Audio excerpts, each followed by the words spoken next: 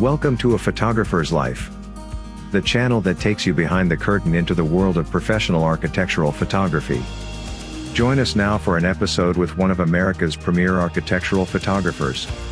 Today's broadcast comes from a recent interview with award-winning American architectural photographer, Lincoln Barbour. Today's interview was conducted by AIAP Director Alan Blakely. We hope you enjoy the show. If you do, please let us know by liking this episode and subscribing to this channel. Now, on with the show. All right, we'd like to welcome you to this episode of A Photographer's Life, brought to you by the AIAP. Today we're talking with Lincoln Barbour, an architectural photographer out of Portland, Oregon. And Lincoln, it's a pleasure to welcome you here. Thank you for coming on with us on this podcast episode.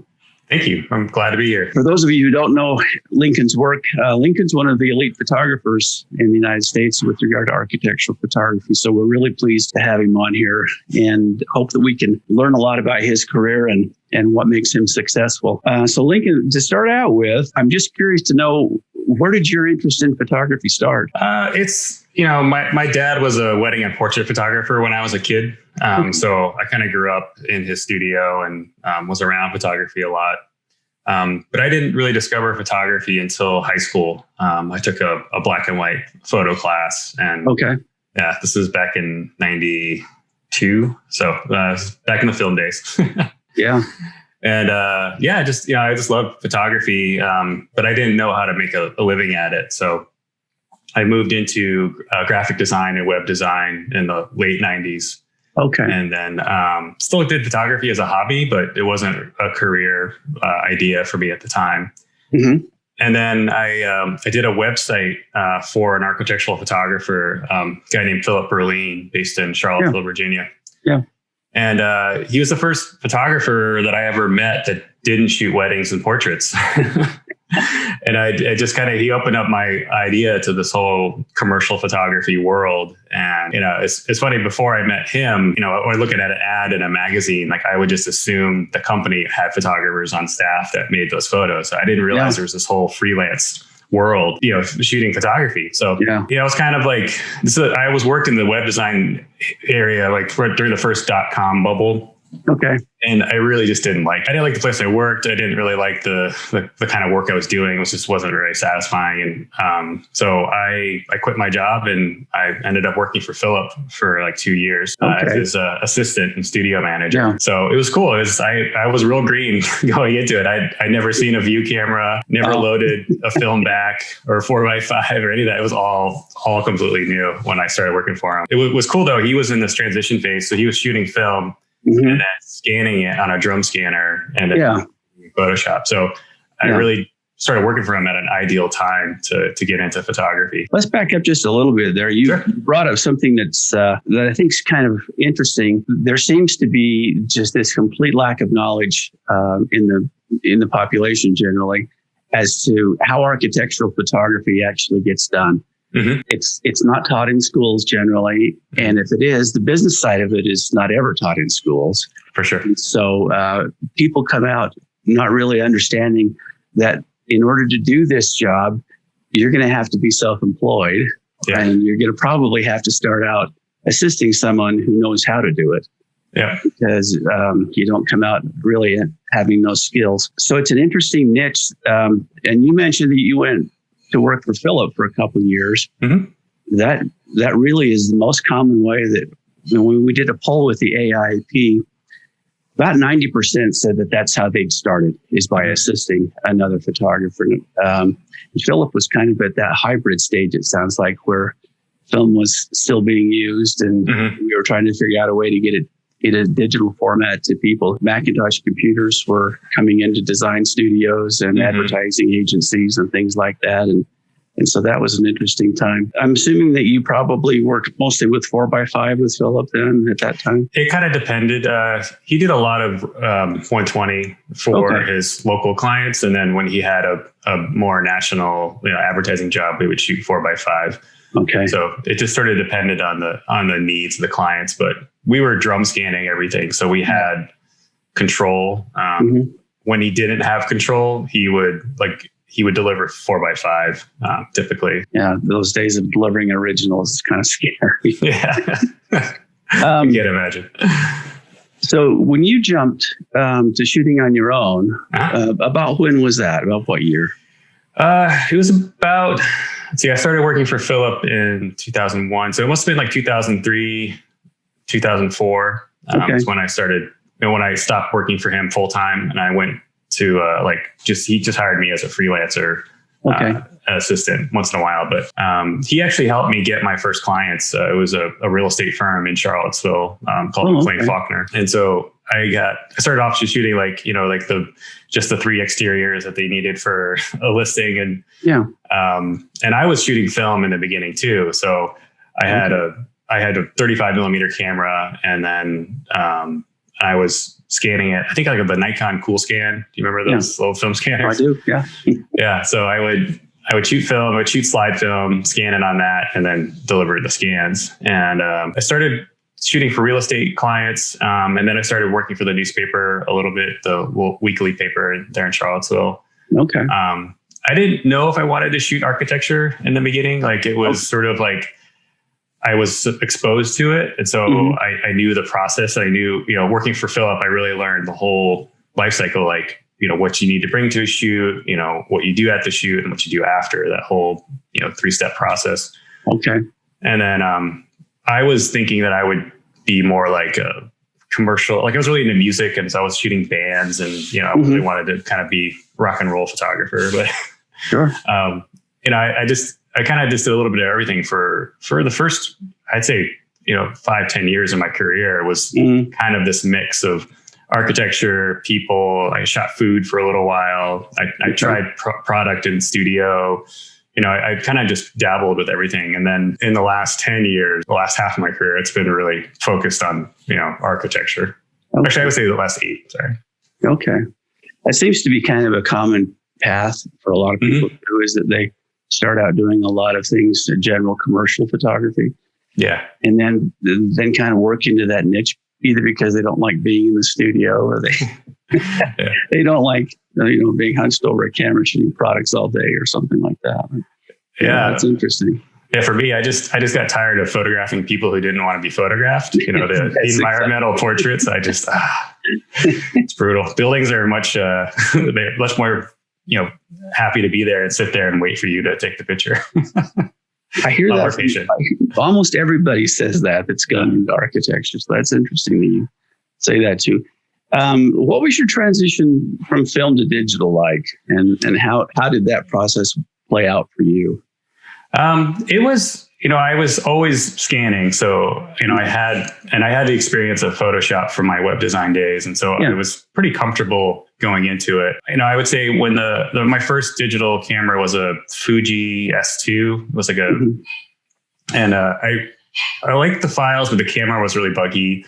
And then Canon came out with their 10D, I think. And then that was the camera. That was the one that really sort of made everything a lot easier for me to switch to digital. So I actually bought like a wide angle lens and a zoom lens from KEH, and that was my main kit for the first couple of years.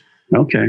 And then so I've just stuck with Canon ever since. And as I've gotten further in my career, the Canon cameras have kept improving, and they came out with those great tilt shift lenses. And so, I've pretty much stayed with the whole Adobe Canon package for most of my job. And then recently, I would say the last 5 years, I've been shooting for my commercial clients, I shoot for Hunter Douglas, which is a big window blind company. Yeah, sure.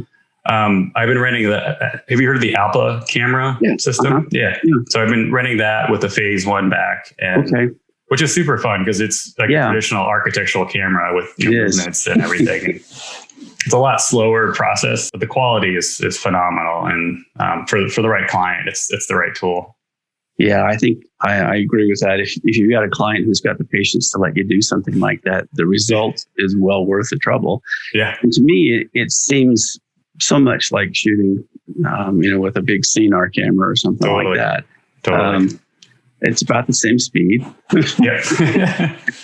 But one nice thing is that it's a whole lot easier to judge what you're getting and how quickly you're getting it, and client approval and things like that. So, Yeah. That's one huge advantage of it to me. Yeah. I think the best change in digital photography was when we could start shooting with live view and tethered. Yeah. That made my, like what I was doing the night and day, just being able to get real-time feedback of, the scene, to be able to sit with the client in front of a laptop and see the staging and the angle move in real time. That was a huge game changer. So I'm really, I don't think I would ever go back to not having that. It's kind of imagine. That would be really difficult. So most of your shoots, do you have a client present with you, or are you shooting alone? I try to. Also, on my shoots, I always bring a photo assistant. On the bigger jobs, we'll have producers and, digital techs and a lot more people. But I like working with the client when I can, just because I feel, the photos are supposed to serve their needs, not necessarily mine. And so I want to make sure that they're happy with the shots as we go, and they have their input. And I really look at the shoots I do for architects as like a collaborative process.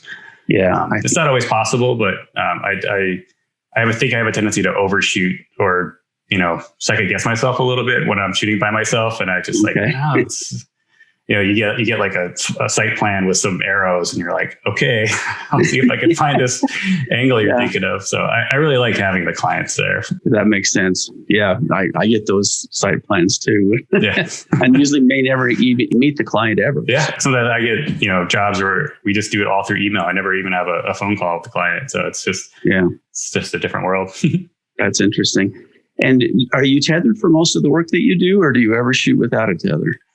I would say 99% of the time I'm tethered. And so I bring external batteries if we're outside for long periods of time.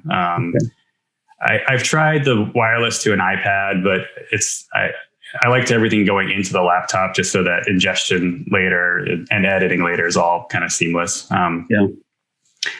Every once in a great while, I'll have to shoot untethered for some reason, but it's really rare. Okay. I noticed on your website that you do a lot of shots that include people in the shots. And that's something that there's kind of a division in the industry about right now. Yeah. Probably more with photographers than with architects. Those that are happy to put people in the shots, and those that just don't want to even deal with that. And so what's your approach to adding people in a shot? How do you, what are the steps that you go through to make that actually work? So it, kind of depends on the client. So, but I would say like a typical job where we would need people would be like a school, like a sort of an educational, kind of setting. And so a lot of times I will work with the client and I'll kind of lean on the client to coordinate people being there. If they want me to bring people, then I kind of add production days for that, or pre-production days. So once we get the people there, then and I think having people in a space is one of my sort of strong niches. Like I kind of know where to place people.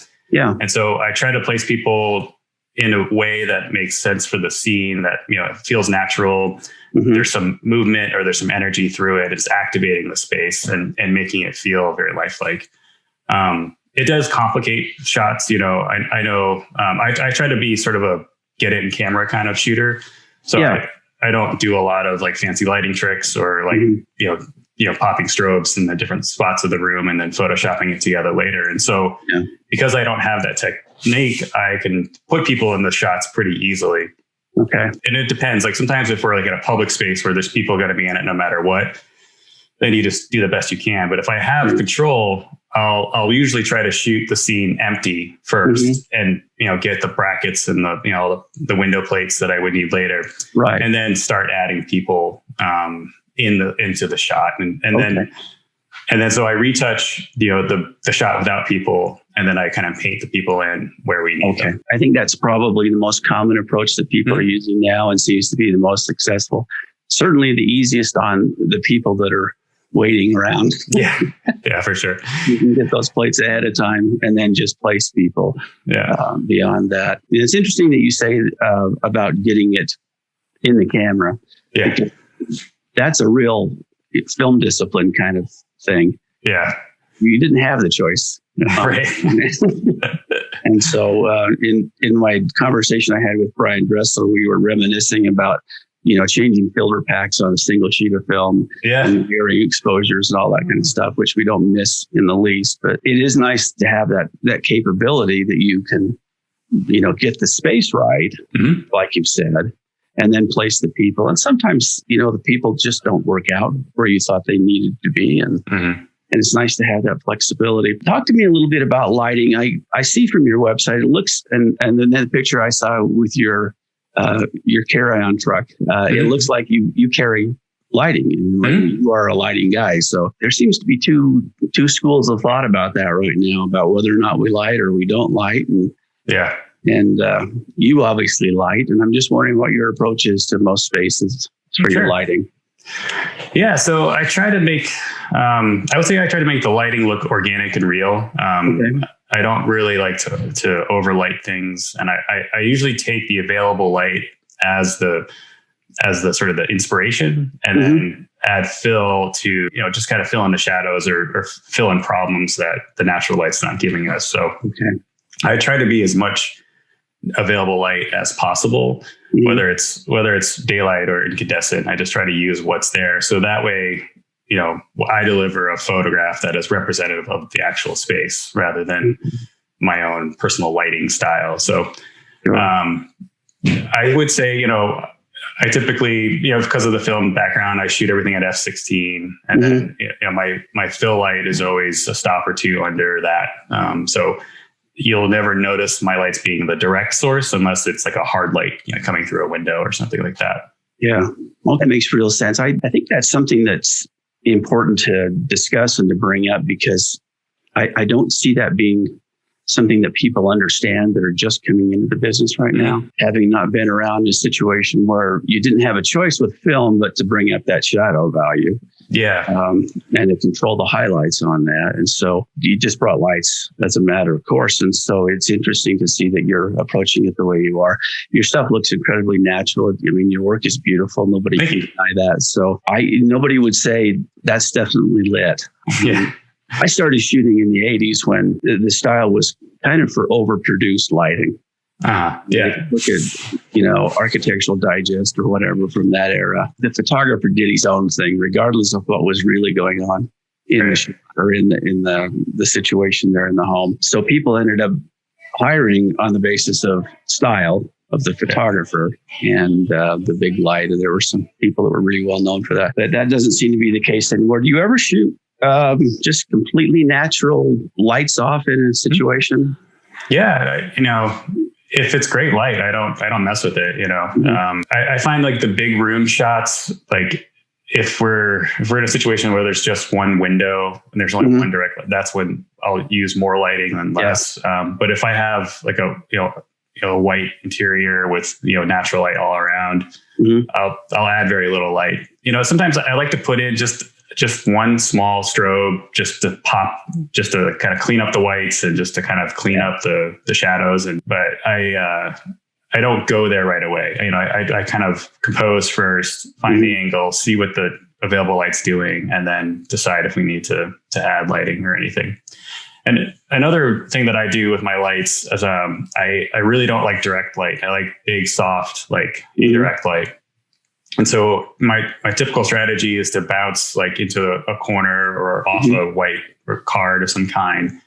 And then I put a diffusion panel in front of that strobe.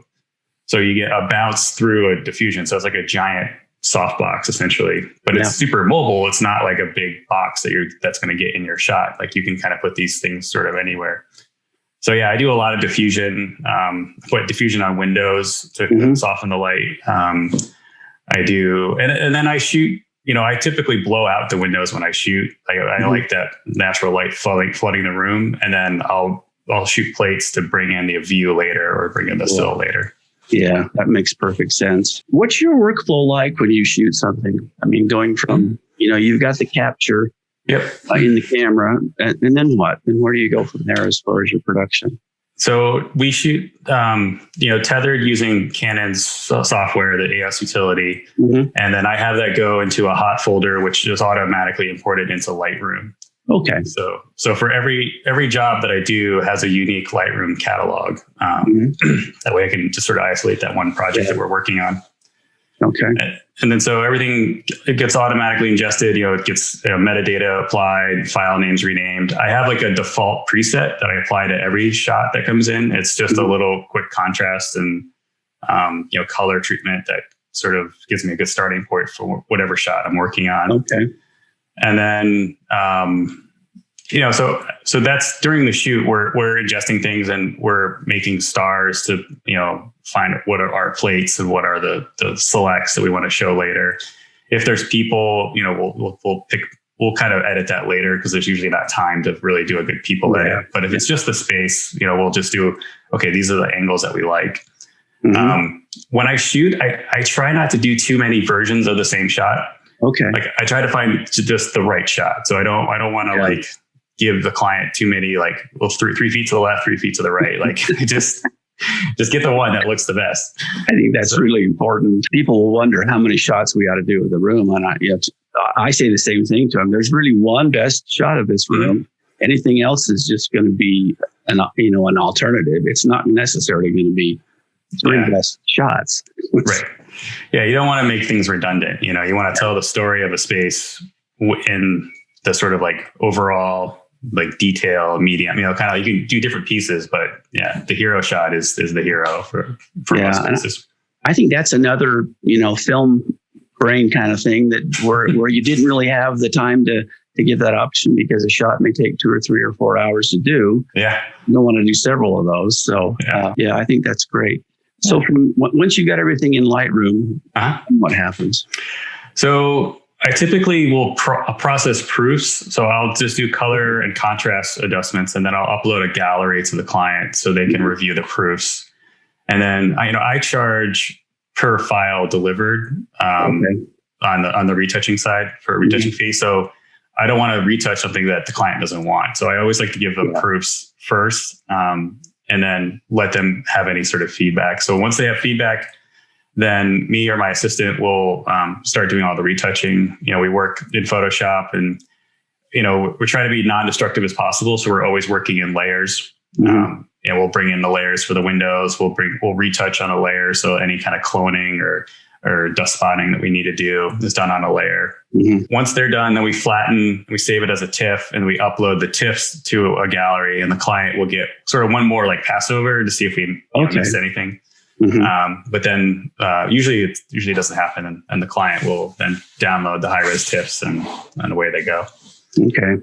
So when you charge a client, are you charging a basic creative fee and then a per delivered file fee as well? I charge, so for architect, it's different for each kind of client. For architecture clients, especially the local, regional kind of size clients, I charge a daily creative fee and then a usage fee per party for the project. So it's just like a flat usage fee per party. And do you have to know that? You have to know the number of parties going into that situation? Yeah. I try to get that ahead of time during the estimate stage, to find out how many parties you're going to be interested in, because there's always this incentive to get more people in. You can split the production costs. But what I don't want to do is just charge a big creative fee. I want to make it scalable. So I try to have, that's why I do a usage fee separate from the creative fee. Okay.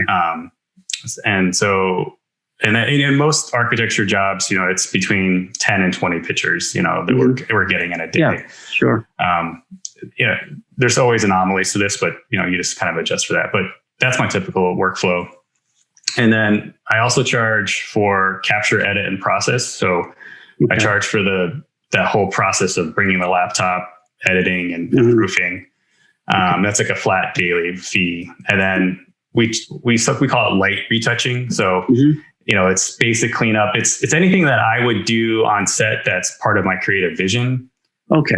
I include that as a per shot retouching fee. I call it the master file fee. And so, some shots don't require any Photoshop. They take 5 minutes to do, but then some will take an hour and a half. So it all kind of depends. And when I can, I try to scout a job ahead of time so that I know if we're going to need additional retouching. So, for example, if a client comes back and wants to remove telephone poles from an exterior, like that's a big job. And so I usually work with an outside retoucher for that kind of stuff. And I just, get his quote and pass that on to the client. Okay. All right.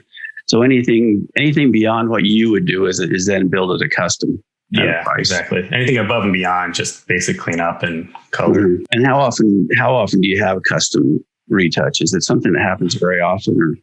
It's happening a little. I mean, I would say 25 to 30% of the jobs we're doing some additional type of stuff. All right.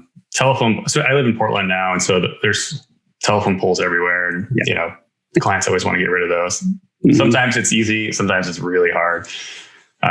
We had to remove an electrical box, and so I had to it was huge, this big electrical panel right in front of the building, and so we shot the shot, and then we moved 20 feet down, and then shot another shot, so we'd have source material. Sure. To clone out the electrical box that was there. So yeah, that's funny. Like retouching, I have to. I think sometimes I do more than I should. I feel like I should. If it's getting into the heavy duty stuff, I sometimes take a little too much on. I think I need to I need to be better about being more upfront about this is going to cost more money because it's complicated, and trying to explain that. So I need a better way of explaining that. Okay.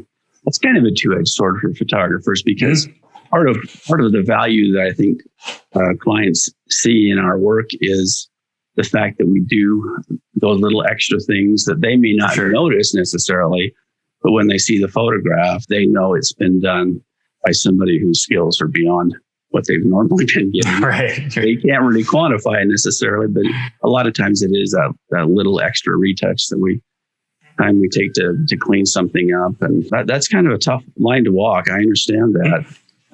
You've got a really beautiful website, and I noticed that you also include in there a section for photographers with some information on that. How did that come about? So, I've been a photographer for 20 years now, and I'm trying to think where I want to go with the rest of my career. And one thing that I've been wanting to do is to be more of a resource for other photographers and kind of have more transparency. ASMP was a big part of my early career, and I had a good group of mentors there. So I've created this new coaching website called Photo Authentic, and it's like an online membership where people can ask me questions about commercial photography. I will review estimates. I'll help them edit their portfolios. And I'm starting to do online courses like how to be a photographer and how to do your pricing and giving examples of estimates and all kinds of stuff. So I'm excited. I just started it last December.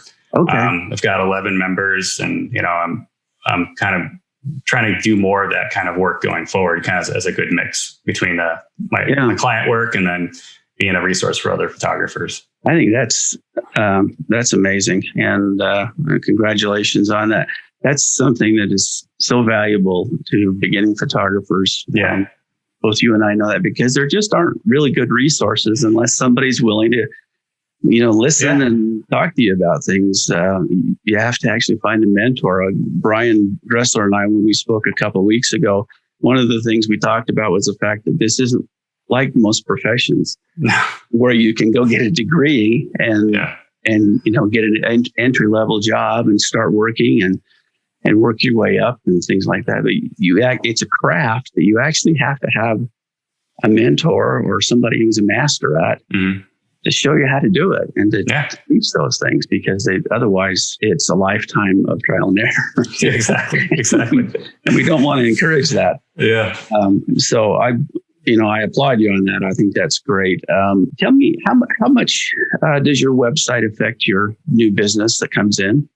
Oh, it's huge. I would say it's the most important piece of marketing that I can do. So because I had a web design background, I was always ahead of the curve, maybe for my skill level as a photographer. And, in the last couple of years, I don't do my website anymore, but in the early days, having a good website got me work. It got me it got me clients. And I was very aware of search engine optimization early on. Okay. And then creating, traffic to my website through advertising and, all those, it's why I'm on AIAP is so that I can get that referral. But, and I tell my students this, that your website is like, you want everything you do is all about getting people to your website and then making it really easy for them to know, like, and trust you quickly so that they're motivated to contact you and be like, oh, this is a person that I know that can do this job. So, I'm constantly refining my website and making adjustments. And I can't stress how important it is to have a really good website and having basic things like having a contact form, having, your contact information on every page and even saying the word photography or studio. I had this experience once where I sort of dropped the whole like photo or studio thing for my branding. Oh, I had somebody call me. They're like, are you an architect? And I was like, no, I take the pictures of the architecture. Okay. So, like little things like that, it's like, yeah. So having a really good website is really important. Thanks for the explanation on that. Your contact form, I was really impressed by the way you have that set up and how effective that must be for you.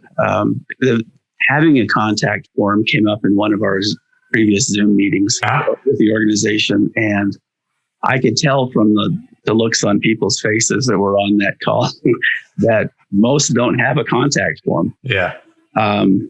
And those that do, the only reason they have it there is because they don't want their email on there to have it scraped. Yeah. And so it's such an important tool. And I thought yours was just such an excellent example of how to get people there and gain that trust and confidence and then get them to spend money with you.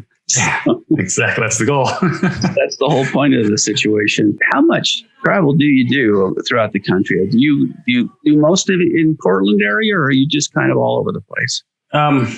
It's right. I would say most of it's in Portland, Portland and California and Washington. So I'm mostly West Coast.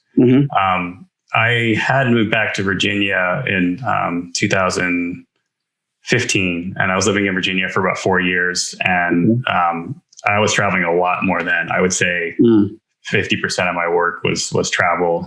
And I was in Charlottesville, which is a really small town. So it's, there just wasn't a lot to shoot there. Yeah. But being in Portland, when we moved here, like I didn't want to travel as much. And so I changed my marketing to focus locally and to go after just architects, to stop kind of going after the bigger advertising kind of jobs. Okay. That involve a lot of travel. So I've been kind of intentional about our situation here and what kind of work I want to do. And fortunately, Portland and the Pacific Northwest in general, there is a lot of stuff to shoot here. And there's some, really talented firms, big national firms that are based here. Yeah. So it's worked out well. A very active market. One of the things I wanted to ask you about was kind of what your marketing mix is like. I know you said your website is your primary vehicle, but what else goes into that mix of marketing your photography? Yeah, so I find email marketing to my own list. So I don't buy lists anymore. I just have my own list. So it's anybody that's been a client or been a lead is on my mailing list. And so I try to send at least a monthly newsletter, and I try to not just be, here's some pretty pictures. Like I try to have it, a little story, add a little story or add a little bit of humanity to it. Try to find something for it to be helpful and useful. And it's amazing. Like every time I send one of those emails out, like I get 3 or 4 jobs. Like it's just the easiest way to remind people that you're there. Yeah. And to get their brain thinking, I should reach out to Lincoln for this shoot. So with social media, I have a kind of like a personal aversion to it. I remember when, what was it called? Was it Friendster? It was like one of the first social networks that came out, and all my friends got on it. It was like before MySpace. And I had just started working for myself, and I was getting bombarded with messages, and I was like, I don't have time for this. I work for myself. Yes. I don't. So from the early days, I've always been very kind of wary of social media. I find it can be engaging. It can find some clients. I definitely have gotten some work from it. But for the amount of time and energy that you put into it, I don't see it being nearly as valuable as having a good website and a good email follow-up. I've heard and listen to strategies for connecting on LinkedIn is a good way to doing it. If you want to cold call and, try to track down people to hire you, then you could do those strategies. But I find it, a referral system is probably the best, combination with a good website and a good email campaign. Because, word of mouth is king as far as the photo industry goes. Absolutely. I appreciate that. What I've noticed too with social media is that the most people that are interested in following me are other photographers. And so, absolutely. It's like, which is great for my coaching business. So that now I have a way to, talk to that community in a social media way. And so I've sort of shifted my focus on that. I actually split my social media account. So I have one that's just for the business. So it's just kind of like, I just use it as a portfolio channel. Sure. Yeah. And then I have one that's just me, and that's the actual, the Lincoln Barbour, Instagram is like my main thing. And that I kind of like no longer decided it had to be show my work. It could be whatever I wanted. So I'm experimenting with, different types of posts and trying to like create engagement to kind of help people know that I'm there to help and be a part of their community, and then ultimately try to reach out to other photographers who need help with their business and see if I could help them that way as well.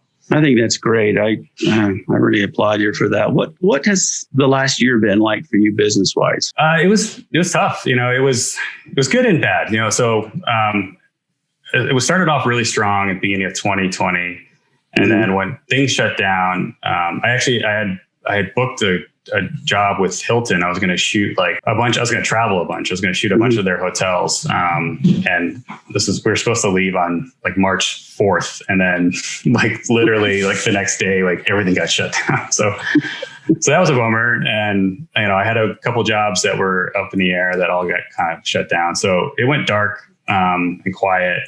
And then there was not a lot of good information from our state on whether or not I could actually shoot. Like, the whole like shelter in place thing, when I first read it, it sounded like if you weren't, an essential worker, you don't go outside. And so, but then like some more clarity came around, and I realized that as long as I followed social distancing practices and wore masks and, hand sanitizer, ate outside, those kind of things, like I could still do the shoot. So I immediately, once I notified all my clients, be like, hey, we can do shoots. Like we just have to be careful. And this is the plan.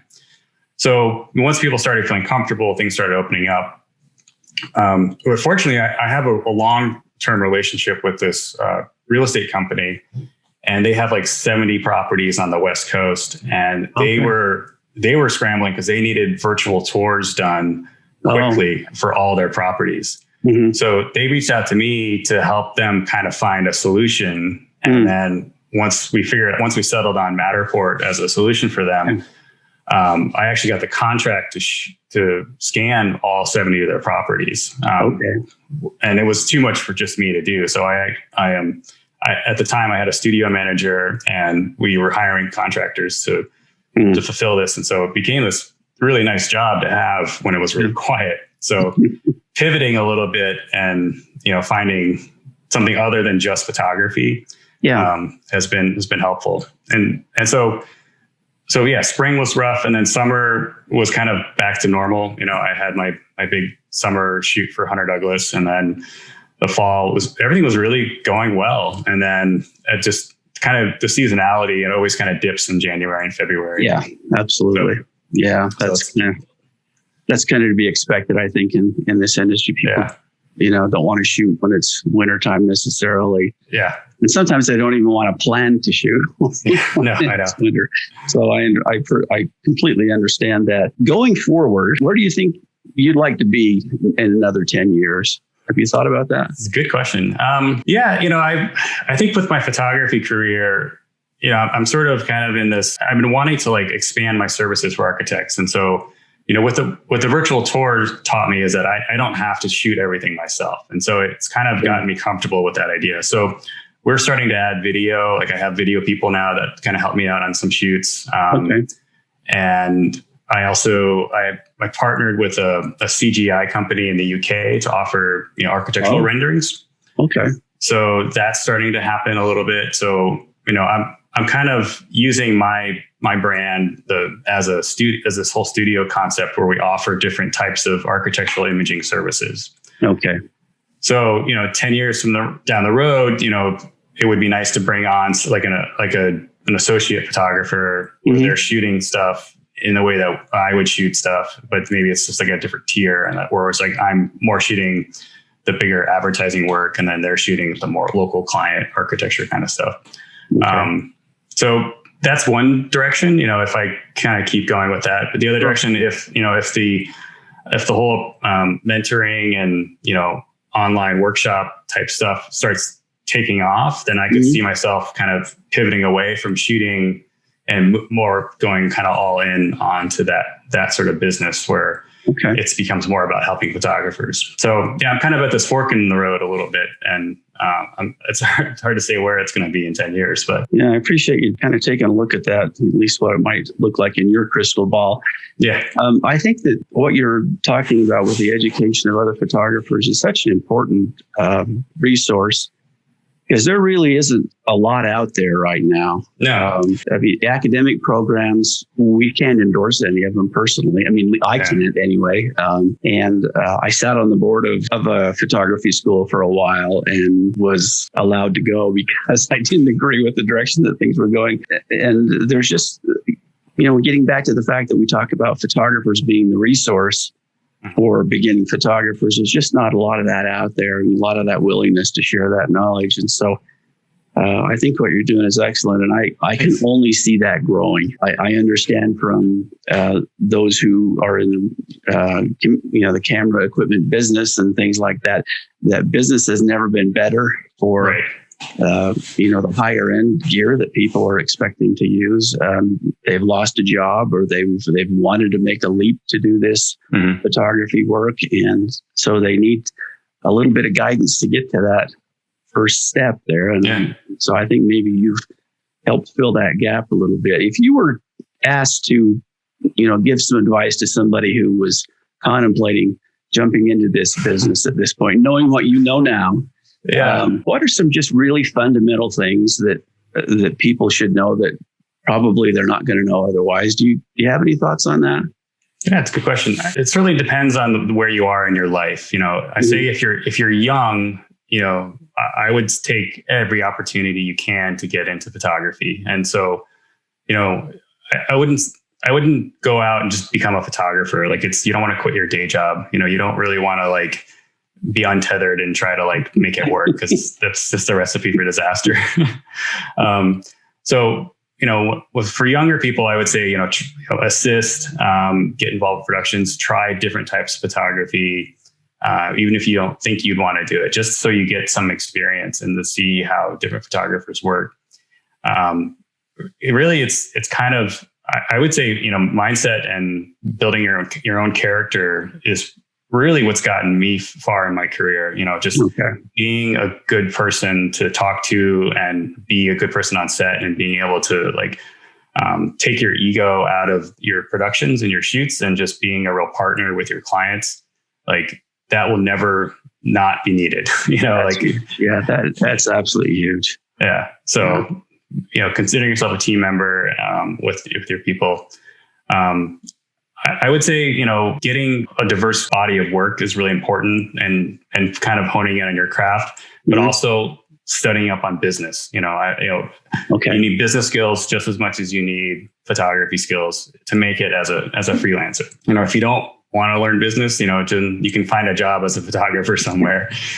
But if you want to, have a long career and, prosper and do well, you set some intentions and some goals, and you work towards them. I went to an ASMP event once, and they were talking about an ad campaign, and they're like, we had a budget of only $35,000 for this ad campaign. And it was like a picture of two guys carrying golf bags on a golf course. And I was like, I could do that. So I had this vision that I was like, I want to get to that point where I'm doing these kind of shoots. And, it took 10 years, of trying and working for, very little to get the experience and just testing and, and assisting. But, I eventually got there. So, Yeah. And a lot of that, I think, is just character. It's just, you have to really kind of believe in yourself and kind of, use some grit to get through the hard times when you just feel like you want to give up. I appreciate that. That is such good advice. And I appreciate you outlining the